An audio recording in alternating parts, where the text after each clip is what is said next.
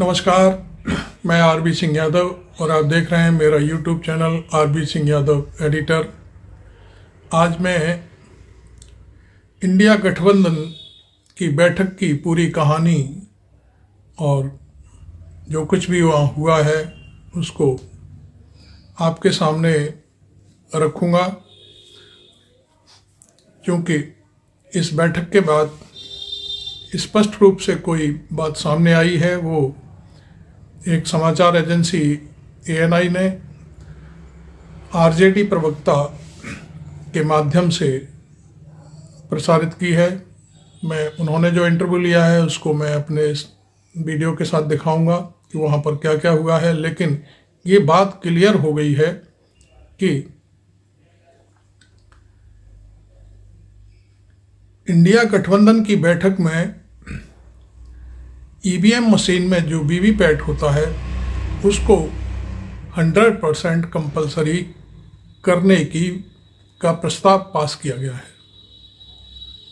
उसमें कहा गया है कि हर वोटर को वीवीपैट की पर्ची मिलनी चाहिए, जिससे उसे ये कंफर्म हो जाए कि मैंने वोट किसको दिया है, और वहीं पर एक डिब्बा, सील्ड डिब्बा रखा रहना चाहिए। वो अपनी पर्ची वहीं पर डाल के आए और उसके बाद किसी को जब मतगणना के समय शंका हो तो वो उस वीवीपैट वाले डिब्बे को खुलवा करके पर्चियों को चेक कराए और अपनी काउंटिंग पूरी करे। इसमें यह भी कहा गया है, जब पत्रकार ने पूछा कि इसमें सरकार को यदि कोई दिक्कत है तो उसने कहा सरकार को इसमें कोई दिक्कत ही नहीं होनी चाहिए। क्या दिक्कत है? वीवीपैट, यदि आप चुनाव पूरी तरह से फेयर करा रहे हैं तो फिर उसमें कोई प्रॉब्लम ही नहीं है। वीवीपैट की पर्ची हर एक को मिलनी चाहिए। ये सारी चीज़ें। दूसरी बात, एक जो महत्वपूर्ण सामने आई वो ये है कि अखिलेश यादव की पार्टी ने अपनी बात कही, और वो बात किसी और दल से नहीं, सीधे कांग्रेस से बात की कि हमको ऐसा पता चला है कि आप बैकडोर से बसपा से भी इस इंडिया गठबंधन में शामिल करने की बात कर रहे हैं। तो कांग्रेस अध्यक्ष राहुल गांधी ने आगे आकर के और खड़गे साहब ने क्लियर किया कि ये र्यूमर है, अफवाह है, हमारी किसी से कोई बात नहीं चल रही है। और बात भी सही है उनकी।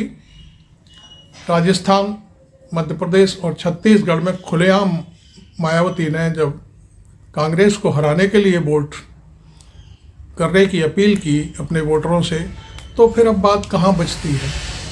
लिहाजा अखिलेश यादव की जो चिंता थी वो भी क्लियर हो गई, और उसमें उनका जो आशंका वाला मसला था वो कांग्रेस ने क्लियर कर दिया।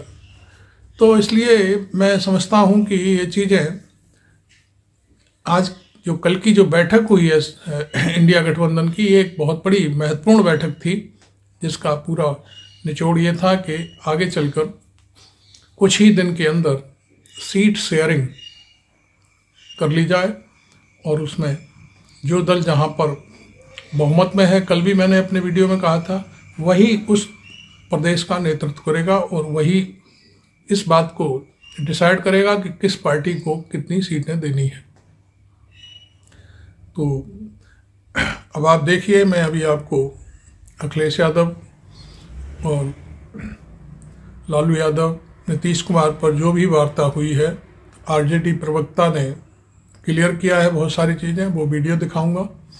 देखिए उस वीडियो को। मीडिया के एक वर्ग में सूत्र भी नहीं लिख रहा, अपनी मर्जी से लिख रहा। दो तीन चीजें हुई जो बहुत महत्वपूर्ण है।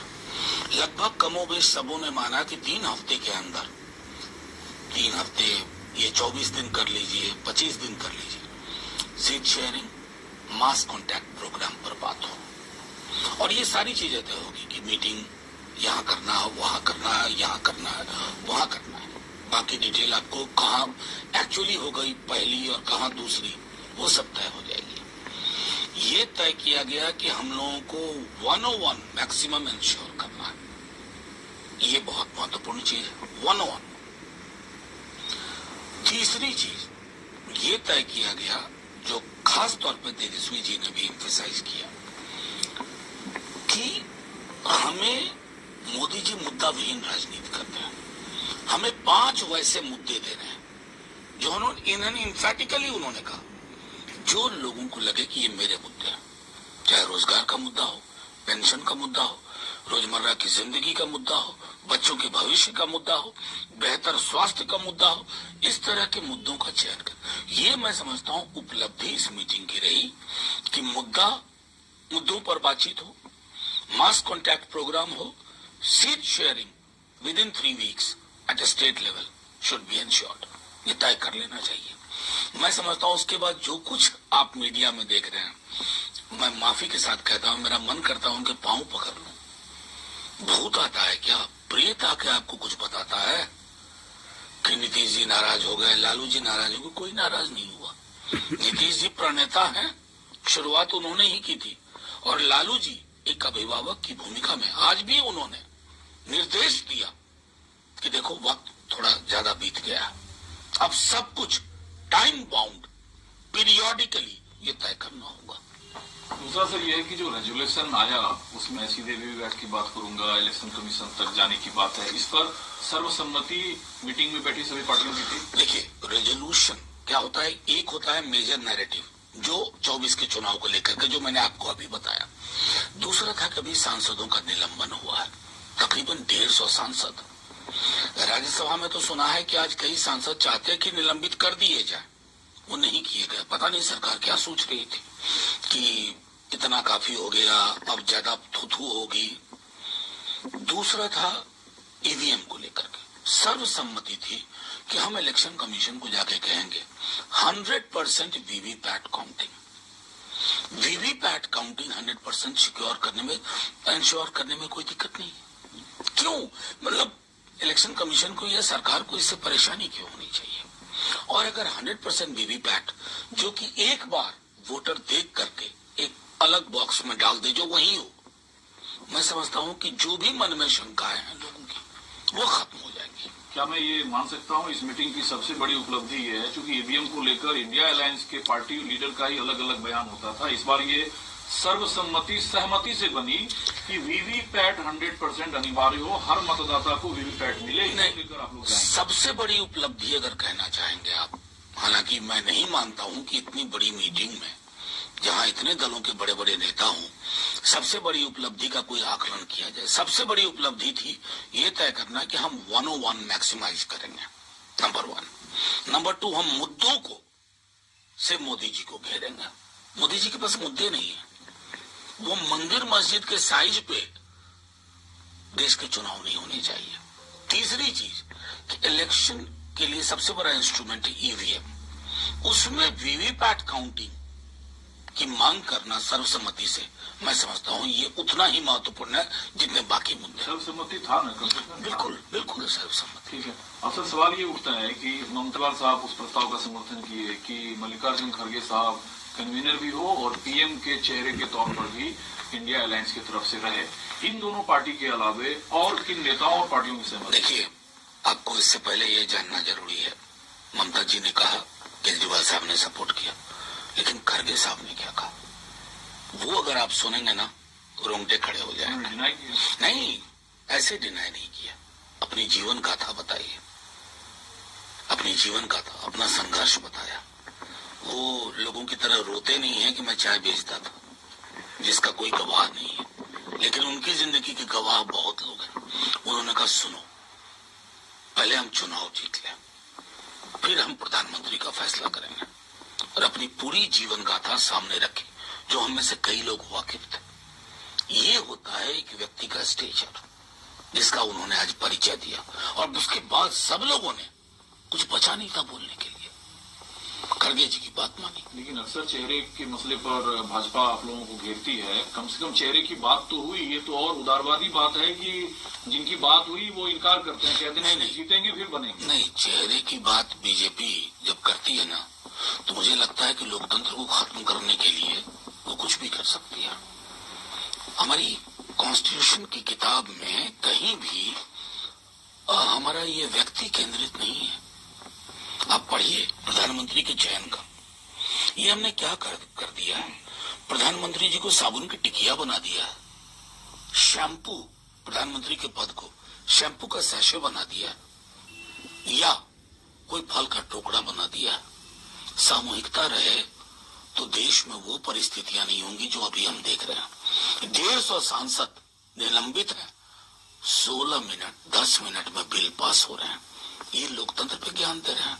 इनको शर्म आनी चाहिए, डूब मरना चाहिए। राजनीति के इस यथार्थ से आप इनकार नहीं कर, जो आप लोग धार्मिक ध्रुवीकरण की बात करते हैं मतदाताओं के बीच, राम मंदिर का मुद्दा है। लालू जी ने इस मुद्दे को मीटिंग में उठाया कि राम मंदिर का जो मुद्दा है या जो धार्मिक ध्रुवीकरण का मुद्दा है, इस पर भी इंडिया अलायंस के लोग साथी मिलकर हम तय करेंगे कि कैसे भाजपा को काउंटर करना है। ये आपको किसने कहा? ये बातें आ रही है पब्लिक में। गलत। लालू जी ने ऐसा कुछ नहीं कहा। लालू जी की पॉलिटिक्स से जो भी वाकिफ है, उन्होंने कहा मिलके रहो, विलंब हो गया। 101 एंड आपको ये वार्ता कैसी लगी और उसमें क्या निचोड़ निकल के आया, आप मेरे इस चैनल पे ज़रूर अपनी बात लिखें, क्योंकि कई मसलों पर उन्होंने अपना विस्तार से चर्चा की है। उन्होंने संसद में जो कुछ भी गड़बड़ियाँ की जा रही हैं उस पर भी विस्तृत बात की, क्योंकि उनका ये कहना था कि